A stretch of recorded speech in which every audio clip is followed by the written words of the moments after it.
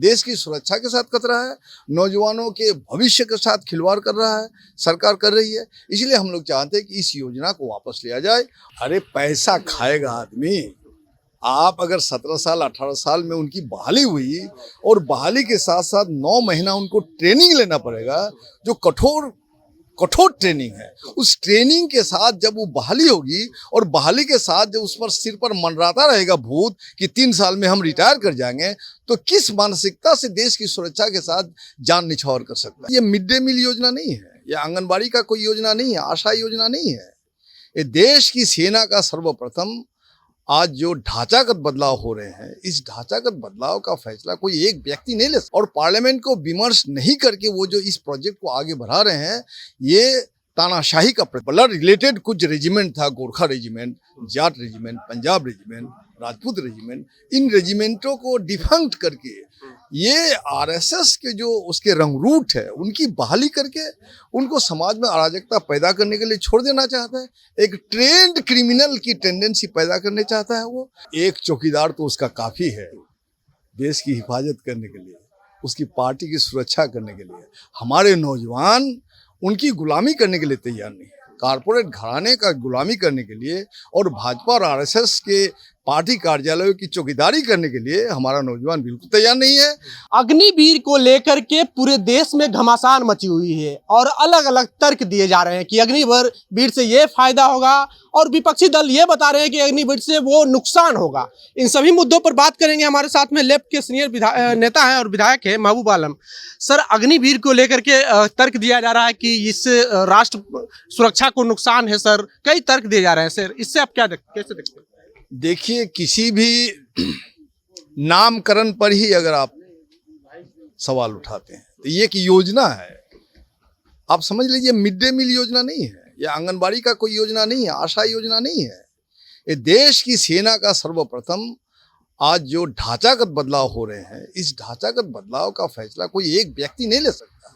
इसको पार्लियामेंट विमर्श करना होगा और पार्लियामेंट को विमर्श नहीं करके वो जो इस प्रोजेक्ट को आगे बढ़ा रहे हैं, ये तानाशाही का प्रतीक है। और अग्निपथ योजना का जो ये योजना है, सचमुच में उसने योजना नाम दिया है। इसलिए 3 साल उसको आपको रिक्रूट करके उसको निकाल देगा, तो ये उसको ट्रेंड करने में लगता है 6 महीना से 9 महीना, और 4 साल तक उसकी जो बहाली का जो उम्र है उसमें रिटायर कर देते हैं आप। तो इससे देश की सुरक्षा को कितना मजबूत करना चाहते हैं। देश की सुरक्षा के साथ खतरा है, नौजवानों के भविष्य के साथ खिलवाड़ कर रहा है, सरकार कर रही है। इसलिए हम लोग चाहते हैं कि इस योजना को वापस लिया जाए और इस योजना को वापस लेने के लिए हम लोग बिहार विधानसभा में पहल कर रहे हैं। हम लोग सोमवार 27 तारीख को विपक्ष का संयुक्त कार्यस्थान प्रस्ताव देंगे। साथ साथ हम जो अग्निपथ योजना के खिलाफ में बयान आया है मांझी जी का, तो हम लोग मांझी जी से भी आशीर्वाद लेना चाहेंगे और चाहेंगे कि हमारे जो मूव को समर्थन करे। साथ साथ हम लोग जदयू के लोगों से भी मिलेंगे और चीफ मिनिस्टर का भी इस योजना के प्रति अच्छी राय नहीं है। उन्होंने भी कहा कि पुनर्विचार होना चाहिए। तो बिहार में ये लागू नहीं होगा और बिहार आने वाला दिन में देश की भविष्य का जो रहनुमाई करेगा और अग्निपथ योजना नरेंद्र मोदी को वापस लेना होगा। एक तर्क ये भी दिया जा रहा है सर कि जिस उम्र में युवा घूमते रहते हैं, बेवजह अपना समय बर्बाद करते हैं, उस उम्र में उनको रोजगार मिल जाता है, 4 साल बाद उनको अच्छी खासी पैसे मिल जाते हैं, तो अपने करियर देख सकते हैं। सर, अरे पैसा खाएगा आदमी। आप अगर 17 साल 18 साल में उनकी बहाली हुई और बहाली के साथ साथ 9 महीना उनको ट्रेनिंग लेना पड़ेगा, जो कठोर ट्रेनिंग है। उस ट्रेनिंग के साथ जब वो बहाली होगी और बहाली के साथ जब उस पर सिर पर मंडराता रहेगा भूत कि 3 साल में हम रिटायर कर जाएंगे, तो किस मानसिकता से देश की सुरक्षा के साथ जान निछावर कर सकता है वो।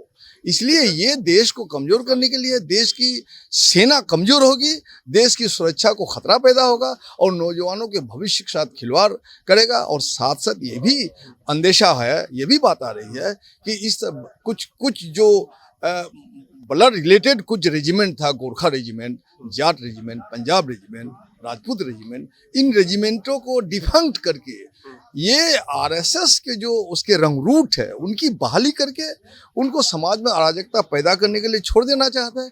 एक ट्रेंड क्रिमिनल की टेंडेंसी पैदा करने चाहता है वो, और इसी तरह से समाज और देश कमजोर होगा, भविष्य बर्बाद होगा नौजवानों का।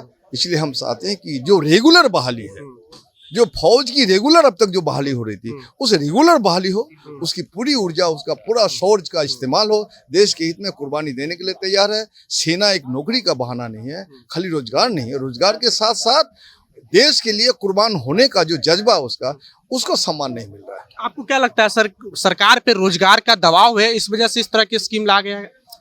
रोजगार का दबाव तो उन्होंने 2 करोड़ प्रति वर्ष रोजगार देने का वादा किया था, और बिहार की सरकार जब भी चुनाव जीत के आई, भी 1.5 साल हो गया, 19 लाख रोजगार देने का वादा किया था। 1 लाख भी रोजगार आज तक उसने दिया है। इसलिए नीतीश कुमार पर भी दबाव बनता है। ये सब फजूल तर्क छोड़िए, आपकी आंखें खुले अभी भी, और बिहार की जनता के प्रति आपको प्रतिबद्ध होना चाहिए। आरएसएस के गोद में जो खेल रहे हैं आप, ये छोड़िए। आप कैलाश विजयवर्गीय कह रहे हैं कि अगर भाजपा कार्यालय में अगर सिक्योरिटी गार्ड की नौकरी मिलेगी तो जो अग्निवीर से रिटायर्ड जो लोग आएंगे, हम उनको पहली प्राथमिकता देंगे। सर देखिए, ये एक चौकीदार तो उसका काफ़ी है देश की हिफाजत करने के लिए, उसकी पार्टी की सुरक्षा करने के लिए। हमारे नौजवान उनकी गुलामी करने के लिए तैयार नहीं है, कारपोरेट घराने का गुलामी करने के लिए और भाजपा और आरएसएस के पार्टी कार्यालयों की चौकीदारी करने के लिए हमारा नौजवान बिल्कुल तैयार नहीं है। और ये सब मजाक छोड़ दे, आने वाला दिन में जनता सबक सिखा के रखेगी। अग्निपथ योजना को वापस लेना होगा। सर आखिरी सवाल, जिस तरह से अभी आप मांझी जी के आवास पे आए सर, अभी विधानसभा सत्र चल रहा है, क्या कोई राजनीतिक समीकरण बन रहा है सर बिहार में? कोई राजनीतिक समीकरण नहीं, लेकिन राजनीति से जिंदगी अलग नहीं है, और विधानसभा में बहुत से हमारे मूव है जिसके प्रति सहानुभूति रखते हैं मांझी जी, और हमारे बहुत से मूव को उन्होंने समर्थन दिया है। इसलिए हम चाहते हैं कि हमारा जो ये मूव होगा, कार्यस्थान होगा, उनका समर्थन हम चाहते हैं, उसका आशीर्वाद चाहते हैं, और निश्चित रूप से उन्होंने आश्वासन दिया कि सहानुभूति हमारे साथ उनकी है। बहुत बहुत धन्यवाद। बहुत बहुत धन्यवाद। तो ये थे हमारे साथ में महबूब आलम। आपको हमारा ये बातचीत कैसा लगा, आप अपनी प्रतिक्रिया कमेंट बॉक्स में जरूर दें। अगर आप यूट्यूब चैनल पर देख रहे हो तो चैनल को सब्सक्राइब कर लें, फेसबुक पेज पे देख रहे हो तो पेज को लाइक कर लें। बहुत बहुत धन्यवाद।